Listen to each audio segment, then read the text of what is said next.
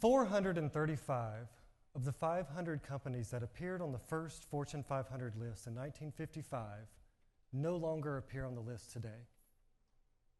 Think about that, 87%. In less than 60 years, 87% of the most profitable companies in America no longer hold that designation. Now, I want you to imagine for a moment the most successful industry you could think of. An industry so successful that using nearly any metric we could come up with, it would be deemed a success. I think for me, it would be three things.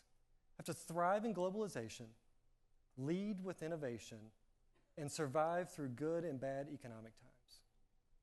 Now, we know many American companies are struggling with globalization. Competitors from China, India, and Mexico are luring work overseas, but not in our imaginary example. No, in our imaginary example, 350,000 customers from China, India, and Mexico would move to the U.S. just for the privilege of buying our industry's products. Now, we know in today's economy, innovation is incredibly important. So our successful industry would have to lead in this. To the tune of nearly every major scientific and technological advancement of the last century would be tied to the success of this industry. Now, if 87% of the Fortune 500 are no longer on the list, our example would have to have a far greater track record of success. Say 72% from the start of the Civil War until today would still be open and operating. It's an amazing track record. But let's go one step more. Let's say we have a global ranking of this industry. And not some biased American ranking. No, let's get a global ranking from, let's say, China. A Shanghai ranking of our industry. Well, if this is going to be a successful industry, we'd have to dominate the list, wouldn't we? Say 55 of the top 100 organizations in this industry would be American. 17 of the top 20, 8 of the top 10 would be American. That's a track record of American global success unrivaled in any industry. If we had an industry this successful, wouldn't we want to look to it for lessons on how to improve all organizations, including businesses? It's a no-brainer, right? Here's the catch. There's always got to be a catch. This is not an imaginary example. We have an industry this successful. American higher education. U.S. colleges and universities bring hundreds of thousands of students from overseas to study on our campuses. Nearly every major scientific and technological innovation of the last century was made in whole or in part by university researchers. American higher education has an amazing track record of success, yet too infrequently, we look to this industry for success on how to improve our businesses. If knowledge is key to success in today's industry, in today's economy, we have to look to that industry that is most successful. What agriculture was for the 18th century, what manufacturing was for the 19th century, what the microcomputer was for the 20th century, knowledge is going to be for this century.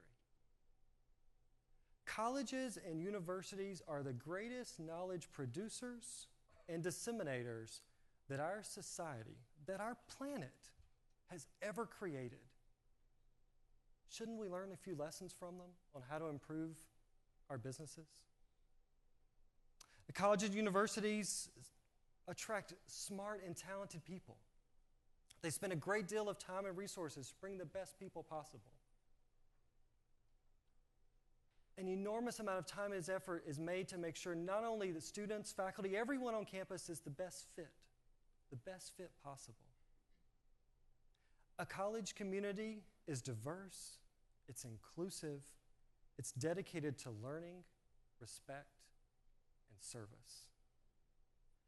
Colleges and universities understand flexible work policies, understanding that knowledge creation doesn't simply happen between 9 a.m. and 5 p.m.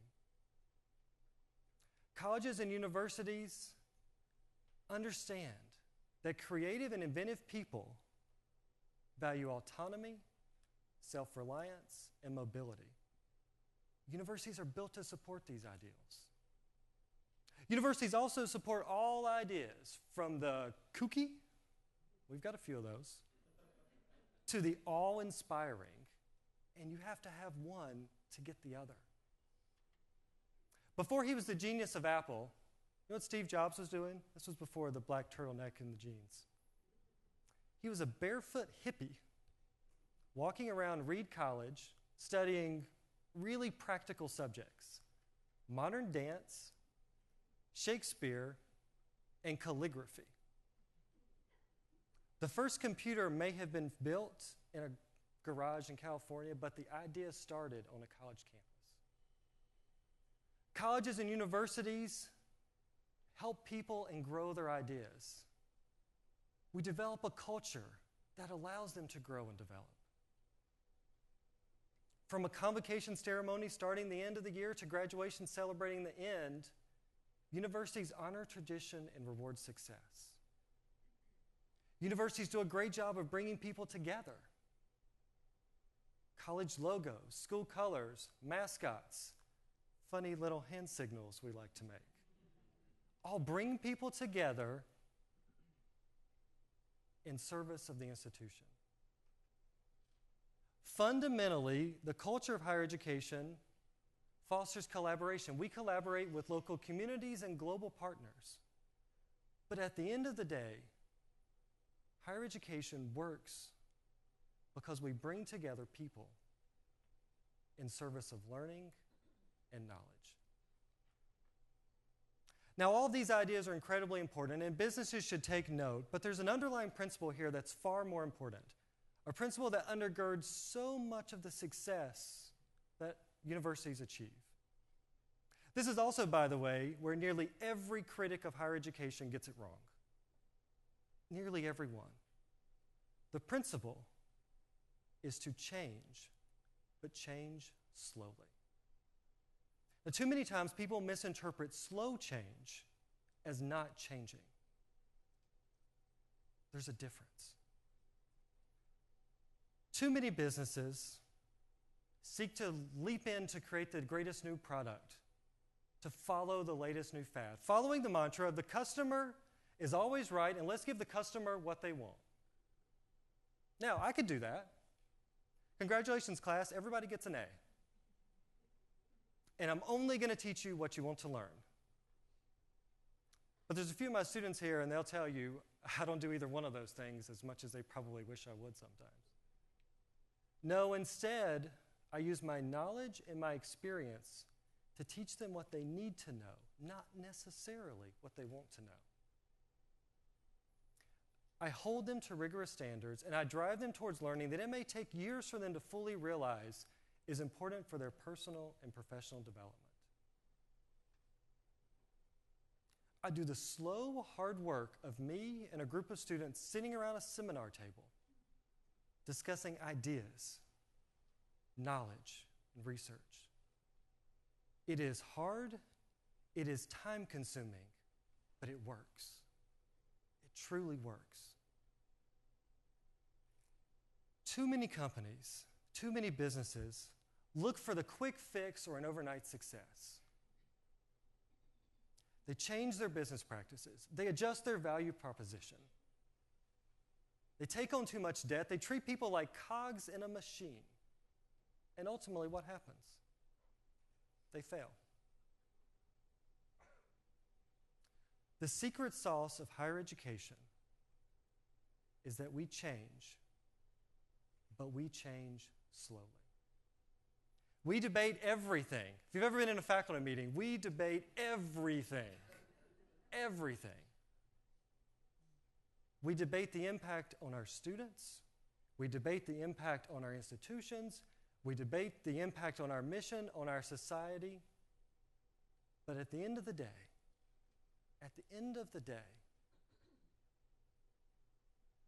we change, but we change slowly.